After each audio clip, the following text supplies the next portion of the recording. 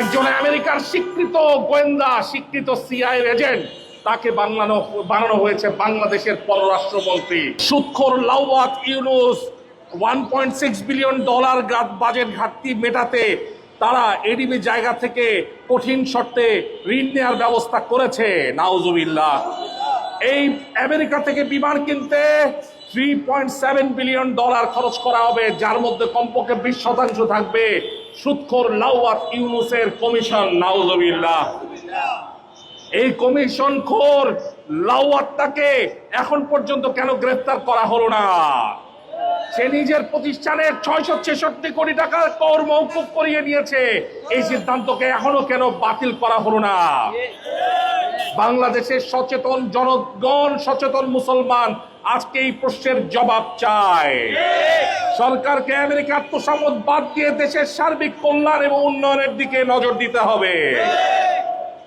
বিশিষ্ট ভ্রমর, পরকীয়াবাজ ওই রজার খলিল যে 2001 সালে বাংলাদেশে নির্বাচন কমিশনের তথা সরকারি এক মহিলা কর্মকর্তাকে আত্মহত্যার মুখে ঠেলে দিয়ে আমেরিকা পালিয়ে গিয়েছিল, সেই দুশ্চরিত্র রজার খলিল, আমেরিকান ধর্মান্তরিত খ্রিস্টান রজার খলিল বাংলাদেশের পররাষ্ট্রমন্ত্রী। নাউজুবিল্লাহ।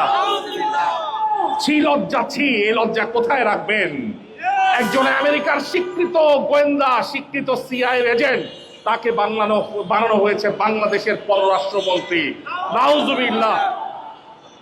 এই লোককে অপসারণ করতে হবে। এই লোক দেশ বিরোধী যে চুক্তিগুলা করতেছে, সেই ইরানের বিরুদ্ধে বক্তব্য দিয়ে বাংলাদেশকে জ্বালানি অনিশ্চয়তার মধ্যে ঠেলে দিয়েছে। তার উপযুক্ত বিচার করতে হবে। আরেক ইবলিসের চালা রয়েছে ফাসেক বিন হারুন, আশেক বিন হারুন। বর্তমান সরকার ডিপি ওয়ার্ল্ডের সাথে চুক্তি করে, ইসরায়েলের সাথে গোপনে সম্পর্ক উন্নয়ন করে, তাহলে আমরা আশঙ্কা করছি পূর্ববর্তী ফ্যাসিস্ট সরকার গিয়েছে যেই পথে, লাওয়াত গিয়েছে যেই পথে, এই সরকারেরও সেই পরিণতি হতে পারে। নাউজুবিল্লাহ। আমরা বাংলাদেশকে অস্থিতিশীল দেখতে চাই না। আরো একটি বিষয় আমি আপনাদের সামনে বলতে চাই, যে আমরা ভিতরে সামাজিক যোগাযোগ মাধ্যমে দেখতে পাচ্ছি ফ্যাসিস্টের ভূত নাকি আবারও বর্তমান শহীদ প্রেসিডেন্ট মরহুম জিয়াউর রহমান সাহেবের দলীয় সরকারের উপরে ভর করার চেষ্টা করছে। নাউজুবিল্লাহ।